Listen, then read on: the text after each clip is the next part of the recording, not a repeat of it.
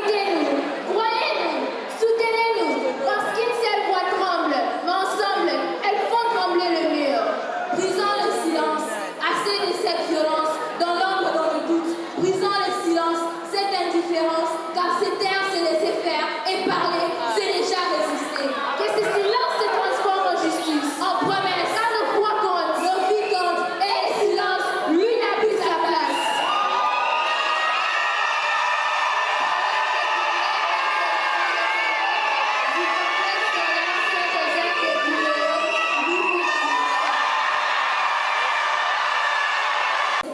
J'ai des vacances dans vos services.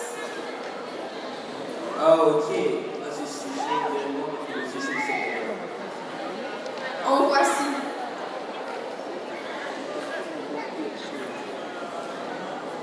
Merci, on explique la situation.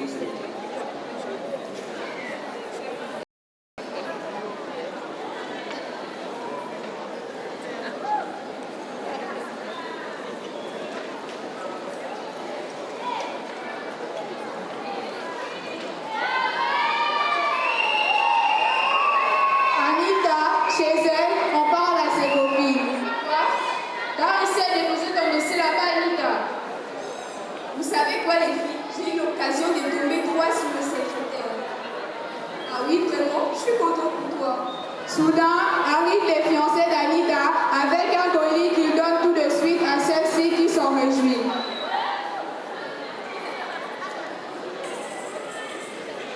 Merci, chérie. Et ta journée? Intervient Liliane. D'où tu te moques de moi, Liliane? Allez, lis-le. Tu vas avoir beaucoup de choses sur moi. Oh, je crois que j'ai raté une chose. Ne te fâche pas, je t'explique tout. Fais-moi confiance, mon homme.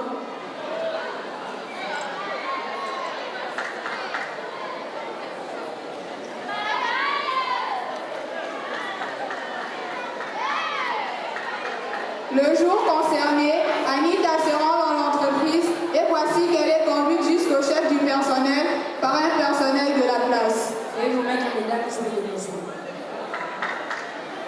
Au fait, je dirais mademoiselle, monsieur. Bien, je vois. Et vous êtes des femmes. Il y a un problème dans ça, monsieur? Des femmes pour ce poste. Vous êtes encore trop jeune, voulais-je dire. Mais je fais des études et je peux assurer, monsieur. Bien, nous allons vous soumettre au test.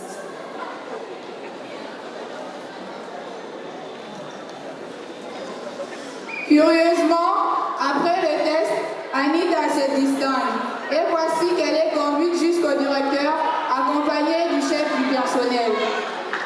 Bonjour. Bonjour, monsieur. C'est notre candidate, monsieur. Celle qui s'est distinguée pendant le test. Elle a vraiment du savoir. J'ose croire, mais pour une femme, un poste aussi élevé. Monsieur le directeur, Rétorque Anita. je viens convaincre par mes actes votre chef du personnel qui n'avait pas foi à une femme. Donnez-moi cette chance et vous ne regretterez pas. Ok, je confirme, car vos actes ont parlé. Alors donnez-nous le meilleur de vous-même. Merci, merci mon directeur.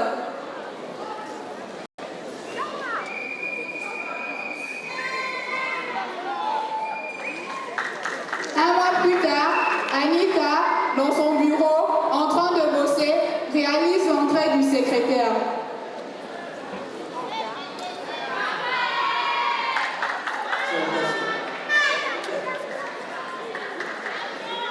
Merci, mais il faudrait rectifier vos propos. Je ne suis pas ma belle, mais plutôt mademoiselle Anita, chef du département des finances. Ouf, moi je suis secrétaire général, figure-toi. Et je te rappelle que c'est moi qui t'ai permis d'entrer dans cette entreprise à propos de professeur supérieur. Ça veut dire? Ça te dit que je t'ai quelque part quand on va parler. Je vois. Donc, c'est comme ça que vous voulez profiter de moi. Mais laissez-moi vous faire remarquer que j'ai déjà un fiancé. Et si vous reprenez encore ce genre d'histoire, la hiérarchie sera au courant. Tu essaies de me faire peur, je l'ai. Ça, c'est ce qu'on appelle harcèlement. Mais vous êtes moins malin. Je viens d'enregistrer tous vos propos. Elle lui brandit le téléphone. Oh, pardon, si c'est pour cela, mon travail est foutu. D'un ton ferme, Anita regarde. Maintenant, tu sors de mon bureau.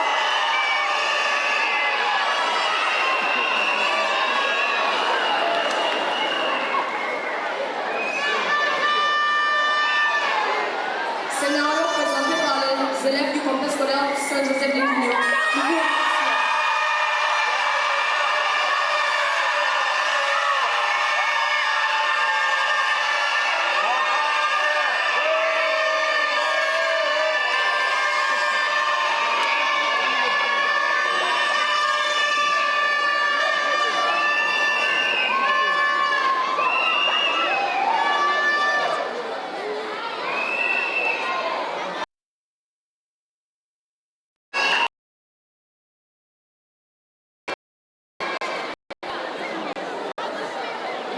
Le silence face aux violences basées sur le genre.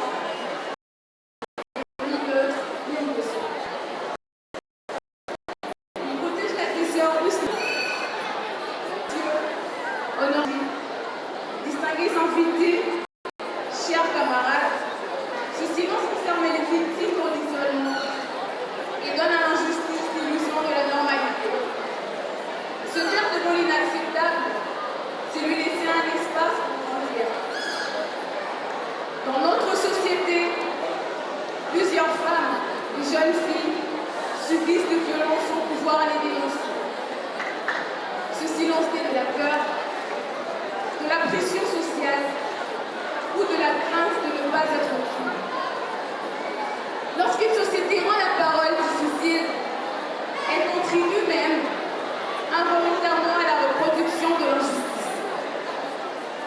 Mesdames et messieurs, briser le silence n'est pas une provocation. C'est refuser la banalisation de la violence et rappeler que la dignité humaine n'est pas négociable. Parler devient alors un acte de bravoure et de responsabilité collective. Il ne s'agit pas seulement de défendre les victimes, mais de protéger les valeurs qui fondent notre humanité. La philosophe Simone de Beauvoir a montré que la condition des femmes est largement construite par la société. Fermer les yeux sur la violence revient alors à accepter un système qui entretient l'illégalité. Donner la parole aux femmes et aux jeunes filles, c'est leur offrir un moyen concret de défendre leurs droits et de transformer la société. Mesdames et messieurs, parler comporte parfois des risques, mais se taire a un coût bien plus lourd. C'est celui de la dignité et de la justice. Une société forte n'est pas celle qui cache ses failles, mais plutôt celle qui a le courage de les affronter. Les violences basées sur le genre ne laissent pas seulement des blessures physiques. Elles fragilisent l'estime de soi, brisent la confiance et réduisent l'horizon d'avenir. Aucune violence, qu'elle soit physique ou psychologique, ne peut être considérée comme acceptable. Mesdames et messieurs, briser le silence face aux violences basées sur le genre n'est ni une option, ni une exagération. C'est une exigence éthique et un devoir collectif. Nommer l'injustice, c'est déjà commencer à la combattre. Se taire, c'est renoncer à ce que nous avons de plus précieux, notre humanité. Je vous remercie.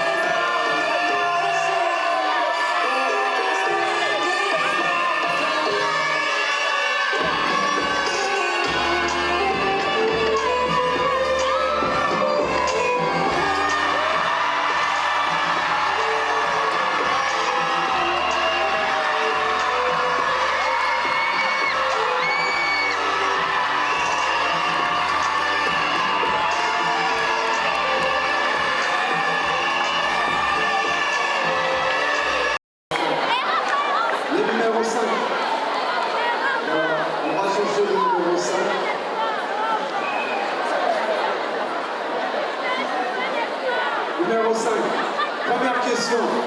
Saint-Joseph de Cunéo, conjuguer le verbe brisé au subjonctif présent à la première personne du pluriel.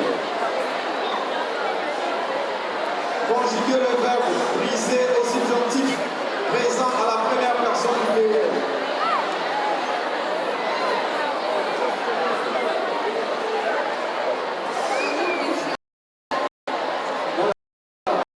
Vous avez dit que nous brissions. Voilà, que nous brissions. Merci beaucoup.